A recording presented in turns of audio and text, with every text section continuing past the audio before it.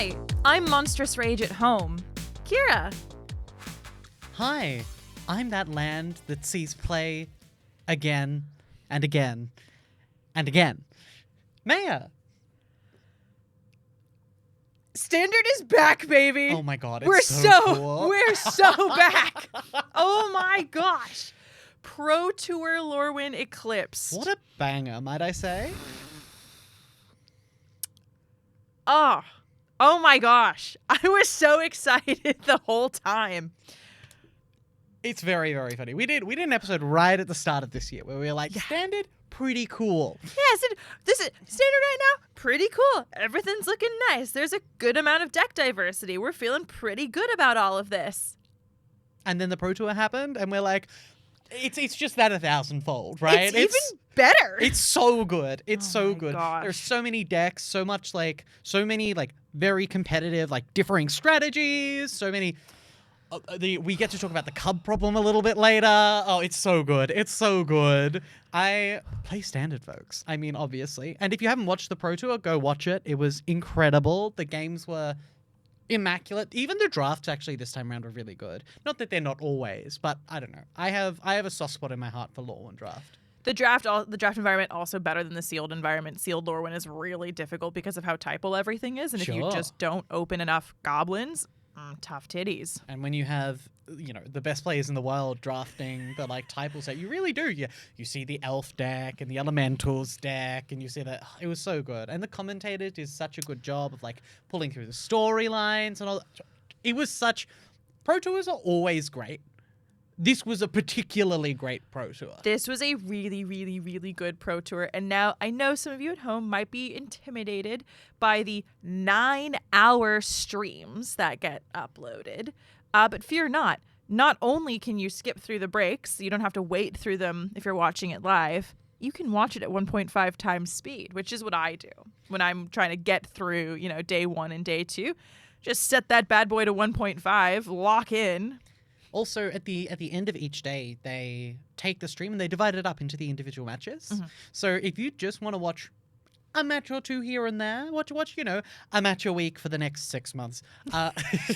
You could do that if you want. You can definitely do that, and 1.5 times speed is the way to do it because it just makes the commentary a little sharper. It makes the gameplay a little quicker. Mm-hmm. It's the way to do it.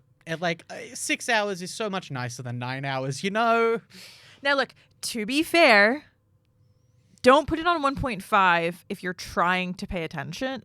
Don't put it on 1.5 if you're not trying to pay attention. If this is going to be your second monitor content and you just want to listen to Pro Tour, keep it on the original speed because sometimes players move quickly, steps and phases change very quickly. Games end very quickly. Mm-hmm. But if you're like Kira and I, and you're locked in, who want to absorb all of it as quickly as possible and just then 1.5 speed is the way to go. This was such an amazing Pro Tour. Let's get into the meat of it. Let's first we'll mention we've got written down here because unfortunately I'm not able to remember this off rip, but we've got our top 8 here. 7 unique decks in the top 8. When was the last time that was true? It has been a hot minute. I'm thinking back to all of the various Pro Tours and Spotlight series where it's 50% this, 50% that, blah, blah, blah, blah, even, blah, blah, blah, blah. Even way back when, before the Is It Menace occurred, there was still, it was 5 decks in the top 8. Yeah, right? 3 to 4 just overrepresented. Yeah. Well, you had a copy of Pixie, but you had 2 copies of Domain Overlords. I think it was 3 copies at that Pro Tour in particular. And we haven't had this diverse a standard metagame in a long, long time. We have not. And so your top 8 for Pro Tour Lorwyn Eclipsed was Luis Salvado on Dimir Excruciator, Francisco Sanchez on Is It Lessons, Tony Portolan on Teamer Harmonizer, Eduardo Sajalik on Is It Elementals, Cyprian Tron on Bant Airbending, Guglielmo Lupi on 5-Color Rhythm, Christopher Larson also on Dimir Excruciator, and Marco Balaka on Jeskai Control. Can I just say? What a list. 4 of those decks didn't exist a week ago. when we got the metagame breakdown, the way that I was looking at that, like that didn't exist. That didn't exist a week. Wait, where did all of these decks come from? And so before we even go into talking about conversion rates and deck archetypes, let's just talk about the fact that at Pro Tour, so many of these decks didn't exist until this event, or at least if they existed, they were kind of like swimming like really secretly beneath the surface because, you know, we've mentioned previously that what testing teams do is they test and they build and they refine decks. And oftentimes they're keeping things very locked down would be the terminology that a lot of players tend to use. And they're keeping it close. They don't want people to know what the tech is because they don't want people to be able to tech against it. And so Jeskai Elementals, Sultai Elementals, is it Spelementals? Oh my god, Dimir Excruciator. All of these decks. Insane. And there is a tendency with Pro Tours, and we mentioned this a little bit like a couple of episodes ago. We were like, play standard now before the Pro Tour, because the Pro Tour can be very homogenizing. Hey Kira, what's the best deck in the format?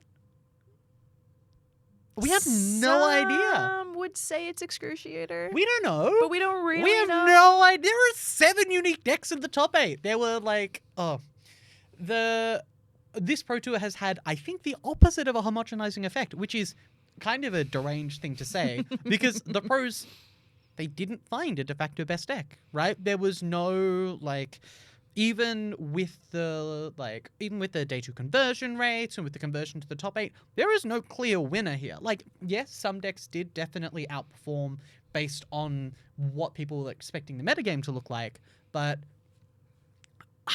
there's so much to try. It's so, like, 7 unique decks. 7 in the top 8. 7 unique decks. Also, I think something really worth mentioning, right, is like we've talked a lot about how, yeah, there's a bunch of Is It decks that are all quite different. You know, you have Is It Lessons, Is It Looting, and Is It Elementals, Is It Blink as well. Like, there's all these different ones, but they all kind of like have the same bones. The bones amongst these decks are all quite different. Each of these decks is trying to do something different from the other. There's not, you know, it's not as though there's Esper Pixie and Orzhov Pixie. You know, this is all pretty uniquely different, except where the overlaps are just, you know, Elementals, Jeskai versus Sultai. But they're all quite different. You've got combo, you've got mid-range, you've got control, you've got everything. And the bones, importantly, for the most part, are quite different to what we were seeing 2 weeks ago, right? Mm-hmm. There was like Is It Lessons did run around a little bit, like that deck was there, but did you see a Storm Chasers Talent Boomerang Basics deck on coverage? Because I didn't.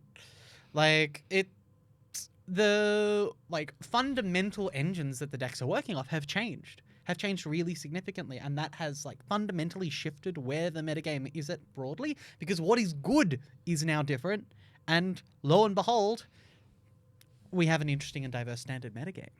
And of course, your winner of Pro Tour Lorwyn Eclipsed was Christopher Larson. Well deserving. On Dimir Excruciator. Congratulations. This is, I'm getting flashbacks to Pro Tour Duskmorn. Where Dimir Demons won. A very different deck, though. An incredibly different deck, but I'm feeling, I'm getting shivers, I'm getting chills. I'm feeling like no, the nightmare. I haven't waken up. It's 2024. Dimir Demons only capable of winning Pro Tours and no other event. So real. I mean, look, comes in, sweeps a Pro Tour, seems fine to me. Yeah.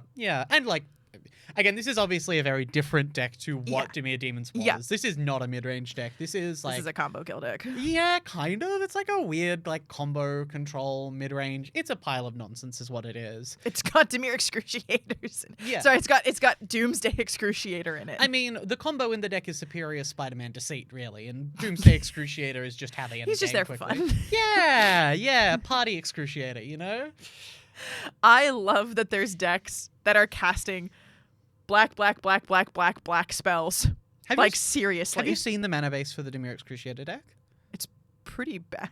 There's like one basic island as a blue-only source, and everything else taps for black. Yeah. Which means you can play this really compelling blue-black game plan with, like, 10 swamps or whatever, and you get to play all the powerful, like, insatiable avarice to tutor for your stuff and draw a bunch of cards. You get to play Consult the Star Charts because it's only really one blue pip a lot of the time. You get to play the Deceit and sometimes also get the bounce mode, Superior Spider-Man. You get to play Arch Enemy's Charm, like one of the coolest removal spells in Standard right now. This deck would not exist without the, like, power of current Standards mana bases. Yep. And I think that's so cool. I love that we are really capitalizing in a lot of the decks at the moment on the fact that we have Shocks and Verges and Surveyor lands. Yeah.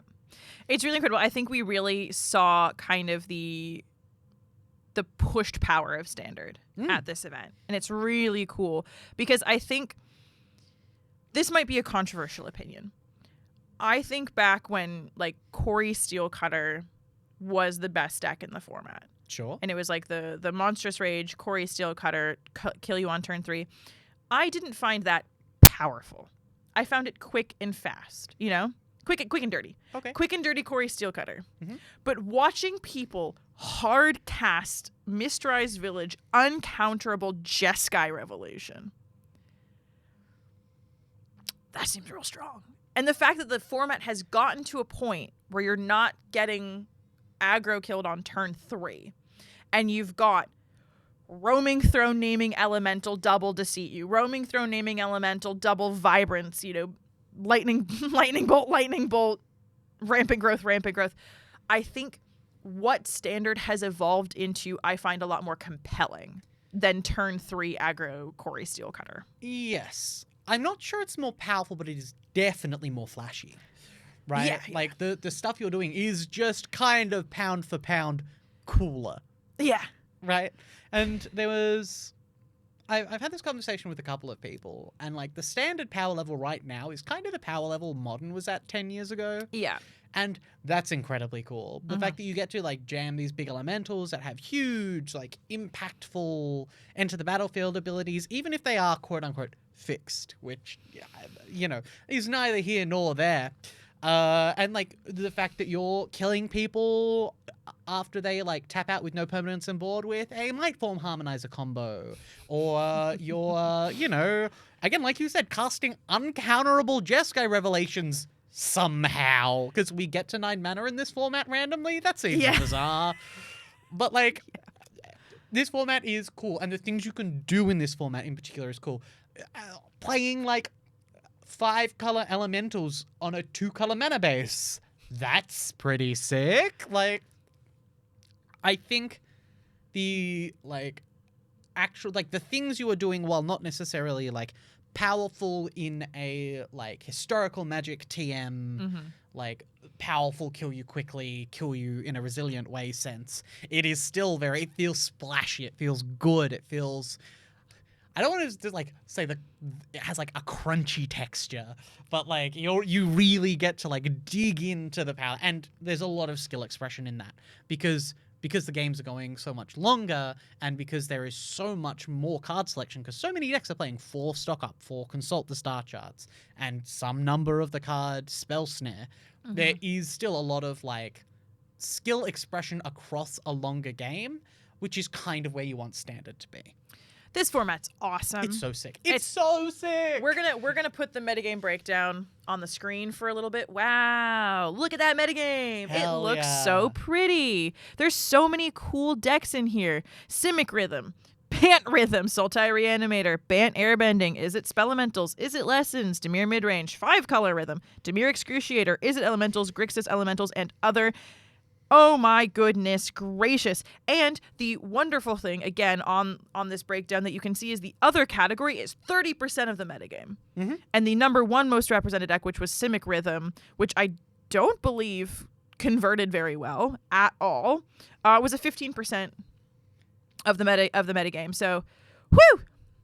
Dimir Excruciator was also, I think, 2%. So yes, it was like 9 players or something. Yeah. And that brings us to the next thing I kind of want to talk about. Okay. And that's Badgermole Cub. Okay, right. So the top 2 decks were 5-color Nature's Rhythm and a different Nature's Rhythm deck, I think. Yeah. Also like 4-color Nature's Rhythm or something. Mhm. These are the predominantly... And Bant Airbending was in that list as well. And these are the like Badgermole Cub deck. They had the worst conversion rates in the field. So the most popular deck being 5-color Rhythm had a like 42% conversion rate-ish. And the Sultai Reanimator deck had like a 32% conversion rate, and the 5-color deck had a like high 30% conversion rate. The metagame has adapted around Badgermole Cub. There was one Badgermole Cub deck in the top 8, and it was Bant Airbending. Now, what I want to say to this, though, is I think similar to when VV Cauldron was really popular and Mono Red was the only thing that could chew it up and spit it out, I feel as though what happened is that everyone went into this Pro Tour going, I have to kill Badgermole Cub, or I can't let one resolve. And I think when your metagame is so openly hostile to a card, like to a powerful card like that, you're very highly incentivized, I think, not to play it at all. Knowing that going in, there is some number of spell snares in any blue X deck that you play. There is some number, probably of 4 across main and sideboard. There are so many removal spells. People are planning. They do not want your Badgermole Cub to resolve, and if they do, they will kill it immediately. I think what that shows, more like a low conversion rate more than anything else, I think it shows people went, I will not lose to this card. This is the, Spell Snare especially being such a good answer to it. Like, I think everyone went into this Pro Tour going, absolutely not. And something that I'm really excited for is we're going to have beloved friend of the show, Ben Tudman, back on, and we're also going to have Sam Loy, and both of them were just at Pro Tour, and Sam Loy was playing Simic Omniscience. And I think there was a lot of concerted decision-making around not playing Badgermole Cub, knowing that everyone was planning for it. And so it'll be really interesting to talk to them about what is that mentality? How do you plan for that when you know you're going into an openly hostile metagame against a specific card or a specific archetype? How does that impact your deck building? What are you doing in that situation? Because Spell Snare, unfortunately, still does hit Consult the Star Charts, but if you give them one fewer target, does that, plus or minus you a number of percentage points? Yeah, for sure. And also, the decks that were designed to beat Badgermole Cub beat Badgermole Cub. Yep, they beat it up. Amazing. Yeah. Because that isn't always true. And we saw that with VV. And this is often the teetering point for whether or not a card is or is not banned, and it's whether the format can successfully adapt to it. And boy, howdy did we adapt. Yeah. I also wanted to very quickly talk about the breakout deck of the Pro Tour. Yes. Which is it Elementals? So there were 15 players on this deck. All 15 players made day 2. Holy moly. Yeah. This deck is crazy. It's a really good deck. And it was obviously a very good metagame call as well, but getting, just the cards are so powerful, right? And when you know you're going to see a lot of decks, and it's the classic, how do I describe it? Third order rationality idea where, first order rationality is playing Badgermole Cub. Yeah. And second order is killing the Badgermole Cub. And third order is killing the things that kill the Badgermole Cub. Yeah. This is a Elementals deck was very much the third order, right? Third thing. Yeah. Which is amazing because it also killed the Badgermole Cubs. And it killed the thing that beat the Badgermole Cub. That's insane. And it's incredibly powerful. You have a bunch of really powerful ramp spells. You have an insane mana base. I think you're playing 16 5-color lands between the three typal lands and Starting Town. And actually, I think most of them were also playing Multiversal Passage. So it's 16 to 25-color lands. This deck was sick. You get to play Ashling as well, and you get to and Smoke Braider. The 2 mana tap for 2, cast a 2 mana tap for 2, cast for elemental or elemental activated abilities. You just get to put Deceit in play on turn 3 in your Is It deck. This deck was incredibly cool. I think we're going to see so much of this deck. Frankly, I was impressed by all of the elemental decks. I found all of them very compelling. My favorite was the Jeskai Elementals deck. Sure. But all of the Elementals deck, the Is It Spelementals, there's an interesting delineation between Is It Elementals and Is It Spelementals, which I found very interesting. But all of the Elementals decks, so incredibly cool. And they were not actually, like, if similar to what you're saying when it comes to the 5 color lands, they weren't actually quote-unquote Jeskai or quote-unquote Sultai. They were really 5 color because the mana base can support everything between Cavern of Souls, Eclipsed Realms, and Secluded Courtyard, Starting Town, Multiversal Passage. The wild is Yayaista. You can just cast any color elemental you want for all of the modes, fixing the elementals. Yeah, if you ignore the cards with the type elemental, it's an Is It deck. Yeah, anything. Forget everything else. It's an Is It deck, except when I cast my Deceit or I cast Vibrance. For when I cast my Deceit for double black or my My Vibrance for double green. Or my Wistfulness for double green, for that matter. Exactly, dude. This Pro Tour is awesome. What was your favorite deck? Team Harmonizer. Oh, degenerate combo deck. Degenerate combo deck Yeah, that did really well. I should have seen that coming. But actually, I think this deck is just very cool. Yes. Like, it is not often that we see this style of, like, kill you all at once combo deck in Standard, and it's basically being propped up by the cards stock up and consult the star charts. But it's really telling, I think, of the format that when your main card selection is a 3-mana sorcery and a 4-mana instant, that implies that you have a lot of time to get to your combo across, like, a broad spectrum of decks. And I also do think it was reasonably well placed, and you're not doing the same thing as Excruciator in that you don't get to Thoughtseize your opponent, you don't get perfect information, you have to pick your spot. You have to be like, I can play around these 3 things, hopefully. And if my opponent has the wrong piece of interaction, I die. Yeah. And I think that's sick, and it's cool, and it's also obviously a playstyle that I really like. And, can I say, very affordable. Comparatively. This is not a Magic Finance podcast, but comparatively, yeah. Dude, a full playset of full bore? Full bore? Yeah. Who? Monstrous Rage at home? It's broken. It gives it haste. How does anybody ever beat that? Specifically gives Mightform Harmonizer haste. Yes. It gives cards with warp haste, if it was warp. If it was cast for its warp cost. Yeah.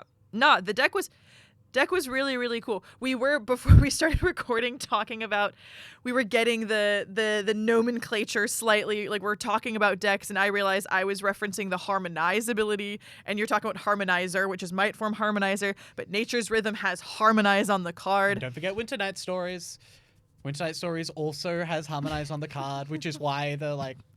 Kicker or Horsemanship. Kicker or Horsemanship. Kicker or Horsemanship. Ah! This event was awesome. It was sick. The play patterns that, like, and again, if you've not sat down and watched a Pro Tour, do it. It's so incredible to watch people who are at the top of their game play out of their minds and make these fine line decisions that turn the tide of a game. There is a match between Is It Blink, of all things, which is Splash Portal, Quantum Riddler, and against Jeskai Control. And Jeskai Control's been kind of a dominating control deck. Like, it's really, really powerful. It's hard casting Jeskai Revelation. And that was the situation the Blink player found themselves in. They have, 2 creatures on board. They're well positioned to take out the Jeskai player, and they top deck Jeskai Revelation, which is what they need to get out of this particular pickle. And Jeskai player, Mysterized Village makes it uncounterable. And, Jeskai Revelation is a 7-mana instant. 4 red, white, blue. Return target spell or creature to its owner's hand. Jeskai Revelation deals 4 damage to any target. Create 2 1/1 white monk creature tokens with prowess. Draw 2 cards. You draw 2 cards. You gain 4 life. And the blank player reads Jeskai Revelation, looks at his board, reads Jeskai Revelation, looks at his board, briefly asks a judge a question, reads Jeskai Revelation, and goes, bounce off the creature you've targeted with the first part, bounce off on the creature you've targeted with the second thing, whole rest of the spell fizzles. Yep. Bounce off? Bounce off? Kind of breakout removal spell of the tournament. Bounce Bounce off? Because it bounces your own elementals. Bounces your own things. And again, the important thing here, when the targets when there are no legal targets upon spell resolution, the whole spell fizzles. And if the Jeskai player with this second mode had targeted his opponent with deal 4 damage to any target, bouncing off one of the targets wouldn't have mattered because there's still a second legal target upon spell resolution. But because, and this was an all-in play from the Jeskai player, and I did very much respect it, because who is playing around bounce off? Who? Well, who's playing around 2 bounce offs? Yeah, who's playing around 2 bounce? Not just 1, but 2. And so it was an all-in play to clear the board, put 2 creatures into play, draw 2 cards, gain 4 life, stabilize a little bit more. And instead, Blink player goes, yep, read, yep, read, confer, bounce off, you get nothing. Insane. And that was the pace of the tournament, which was really, really cool. And I'm invoking Sam Loy's name again. He was on coverage. He was on a coverage match, and I was so, like, jaw on the floor. I was spoiled, and spoilers for those of you at home, he won the match that he was on coverage, 1-2-1. And won game 1 like it was nobody's business, lost game 2. And going into game 3, I knew that he won because I'd seen in the Discord channel, like, everyone was cheering that Sam had won his coverage match. But I'm in the middle of watching that match, like, biting my teeth going, I don't know how he does it. I don't know. It looks unwinnable. It looks completely unwinnable. And just manages to, like, find that spot and flips the script and wins. And it should also be noted that on coverage, he was wearing a shirt that had his face on it, and it said Team Sam Loy. Aura. Unbelievably huge aura. So impressive. I can't wait to talk to him about it because it's just high octane good Magic. And if you want to see some really insane high-level Magic gameplay, I highly recommend, if you watch nothing else from this Pro Tour, watch the top 8. So good. The top 8 was incredible. The level of gameplay was exquisite. The commentary was incredibly insightful. If you want to get better at Magic, if you want to get a good feel for what the, like, standard games are looking like, watch the top 8. It is worth your time. What was your favorite deck from the event? Jeskai Elementals.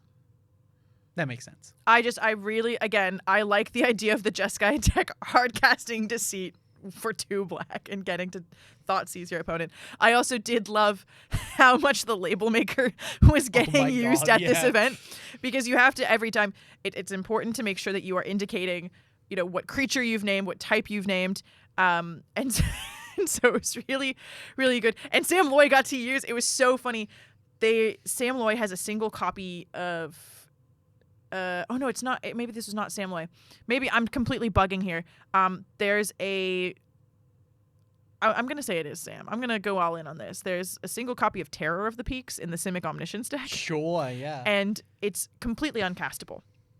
Unless you manage to get your two of your Cavern of Souls on Dragon. Mm-hmm. Which he did. Nice. And then hard cast Terror of the Peaks, which was so incredibly impressive. I presume that's there as a way to win by looping Meringue River Agents.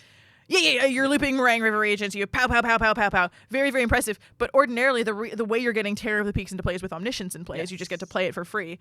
And so, you know, uncastable Terror of the Peaks, but manages in, like, the exact moments to name, because Cavern on Dragon can also cast Meringue River Agent, but does manage to get 2 Caverns on Dragon, so is able to produce 2 red, because your lands literally otherwise do not produce red mana. There is no other way to do this.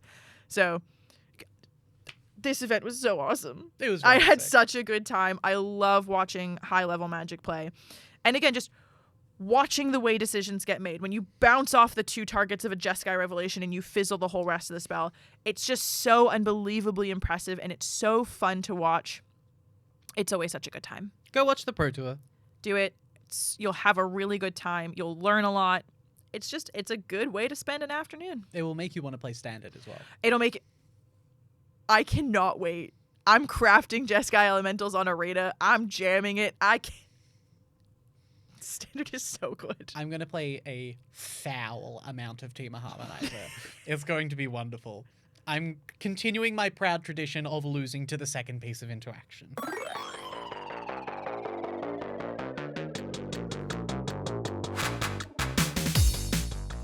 And with all that said, that's all we have for you today. We look forward to seeing you again next week.